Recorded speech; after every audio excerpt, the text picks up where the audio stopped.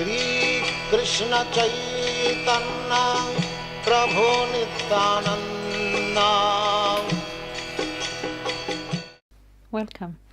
Bhagavad-gita, here it is. We have Bhagavad-gita as it is. Translation and commentary is Divine Grace A.C. Bhaktivedanta Swami Prabhupada. And my name is Labangala Tika. We are reading the third chapter, Karma Yoga. We get some grasp on karma, activity, reaction, how it hangs together. Yes, I'm Swedish. I'm reading text 11.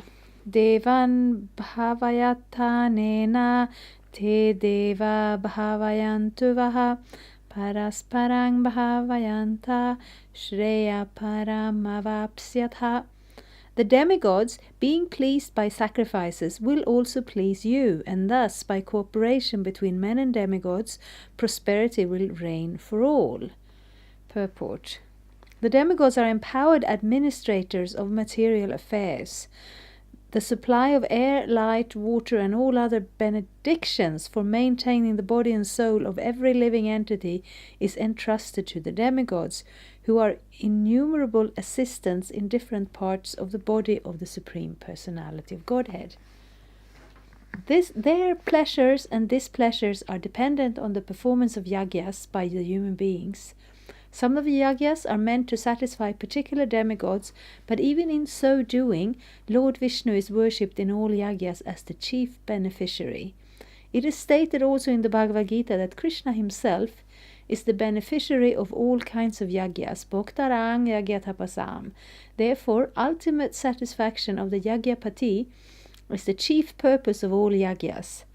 When these yagyas are perfectly performed, naturally the demigods in charge of the different departments of supply are pleased, and there is no scarcity in the supply of natural products. This is a slightly different worldview than what we are accustomed to in this day and age. We see the demigods as part of the picture, and we see God and we see the connection. And with such a perspective, we have a better possibility, better opportunity to prioritize in the right way. What is always very difficult is to understand the relationship between cause and effect. Whenever we see science or sociology, we have certain effects, we have certain items or situations that we can study, we can see they are there, but how one thing causes another is not always so easy to see. We draw some conclusion based on our own how we are already thinking beforehand. Therefore, we need some information from the Vedas. So we hear about the demigods, and we see the demigods in our daily lives too, that we just don't know them. Because everything in nature that happens, rain falls, the sun rises, all these things are growing, there is health, there is scarcity. It's because the demigods, either they are giving or they are withholding. They are not independent, they cannot do anything except for that which is our karma. And our karma is dependent on our own activities, but our own activities are dependent on our desires and our knowledge also. What we know and what we do with that. And therefore, Bhagavad-gita wants to give us this knowledge. And actually, Krishna wants to give us that situation where we can live quite happily and peacefully. So if we can find that universal harmony, it's not just a romantic idea, because we are in the universe, the demigods are in the universe, and Krishna is giving us the whole universe. So if we can connect those aspects of existence in a harmonious way, which is very hard to do if we don't have knowledge about them. So Krishna is giving that knowledge here. Performance of yajna has many side benefits, ultimately leading to liberation from material bondage. By performance of yagyas, all activities become purified, as it is stated in the Vedas. Ahara shuddha sattva suddhi, sattva suddha dhruva smriti, smriti lambhe sarva granthinam vipramoksha.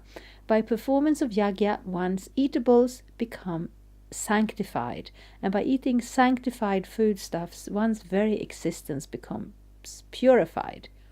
By the purification of existence, finer tissues in the memory become sanctified, and when memory is sanctified, one can think of the path of liberation, and all these combined together lead to Krishna consciousness, the great necessity of present-day society. So yes, we can't on the one hand stay on the surface of material existence and just try to balance the national budget or balance the,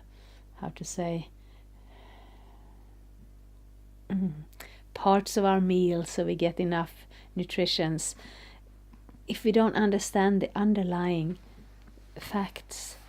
And that fact is that we are a spirit soul. We are in this material world.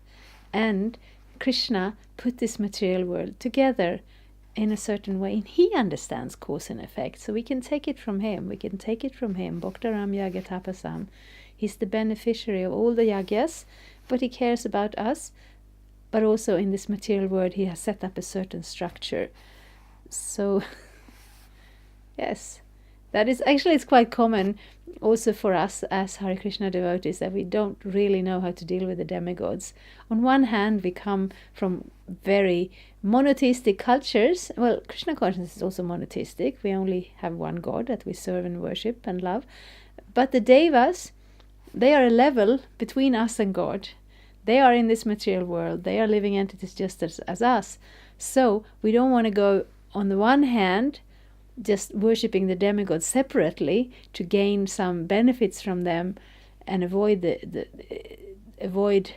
actually surrendering to God. Just like in the state, we want to pay our taxes. We don't want to go individually and bribe the different what were they called here? Administrators in the government. That's not how we do it. So we need to understand that. But on the other hand, we don't want to neglect them also and thinking there is only Krishna and who needs the demigods. They are part of this universe. They are actually working on Krishna's behalf and they are to be respected. But also we have to understand their position and our position and take Krishna consciousness by offering our foodstuffs in yagyas. You are welcome to your nearest Hare Krishna temple and see how this is something we very much put into practice. We are offering our foodstuffs to Krishna every day, and then that food becomes spiritual.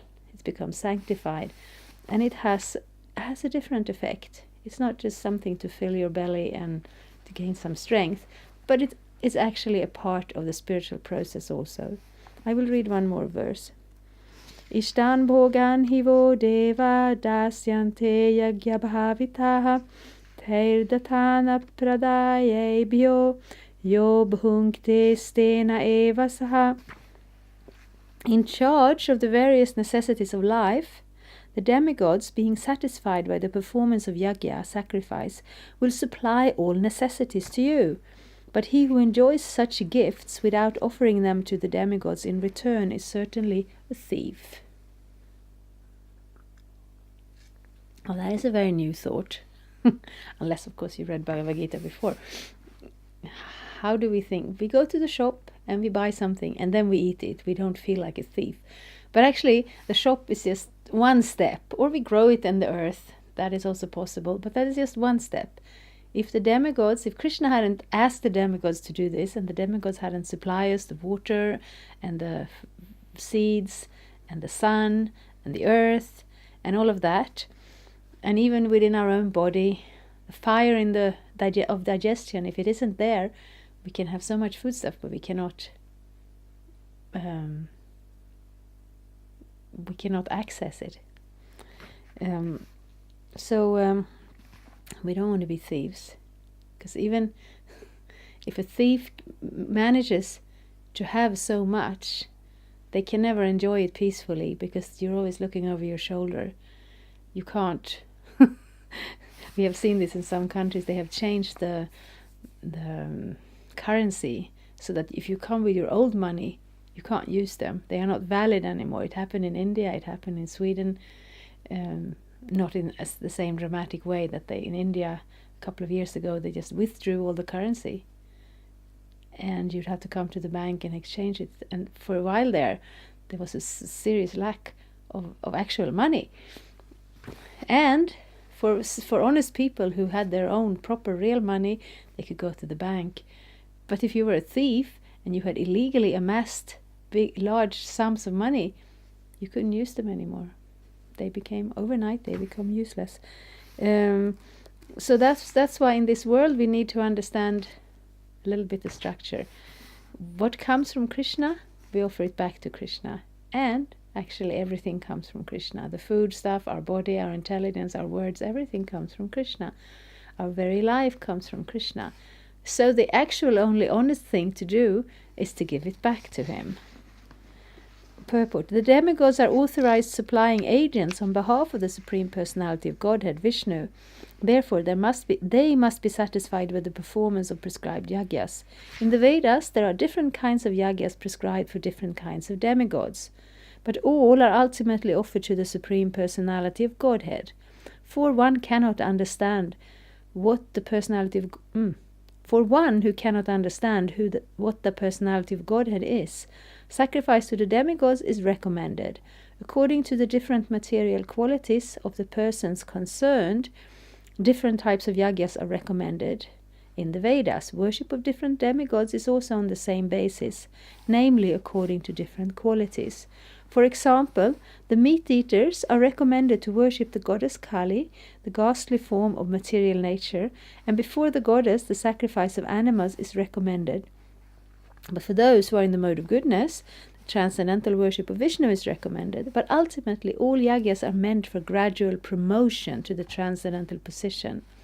For ordinary men, at least 5 yagyas, known as Pancha-maha-yagya, are necessary.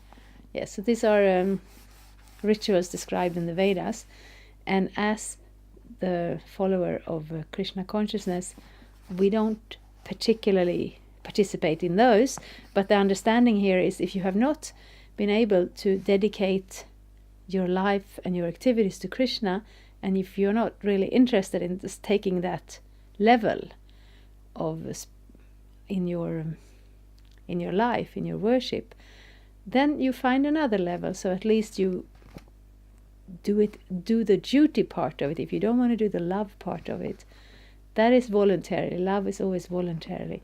But the duty part, if you live in the cities, if you're a citizen of a country, it's your duty to pay taxes because you're part of the country, and the taxes goes out to maintain the country. And in a similar way, yagya works like that also.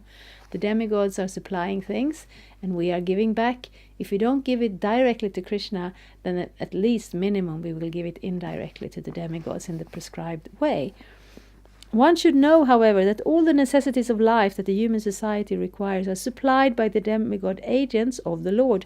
No one can manufacture anything. Take, for example, all the eatables of human society.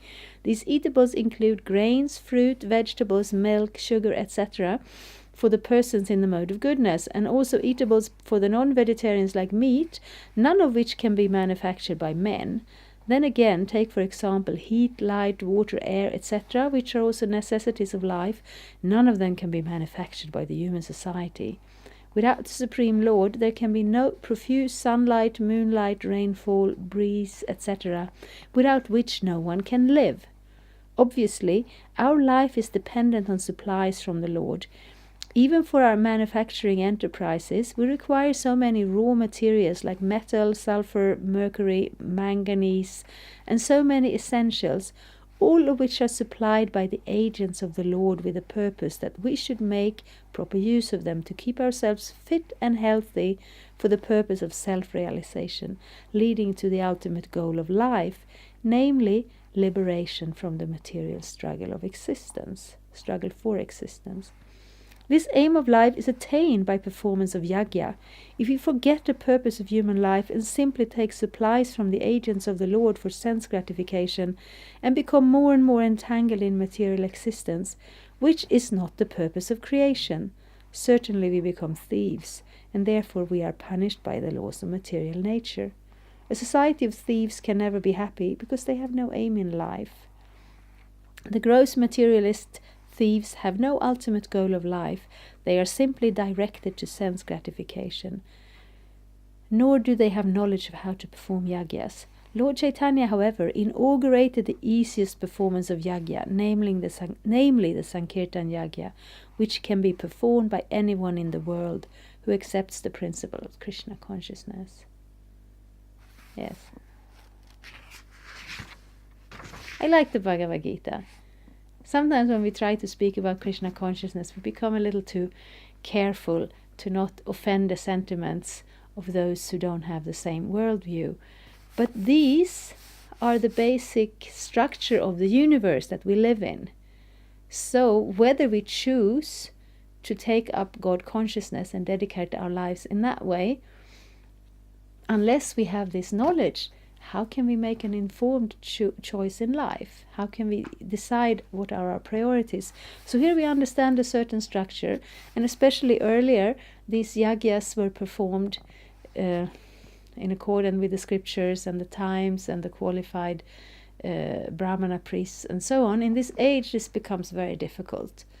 And therefore, Krishna has supplied a very nice yajna, the yajna of offering the holy name of Krishna back to Krishna. And in the process, we will become enlightened with spiritual realization.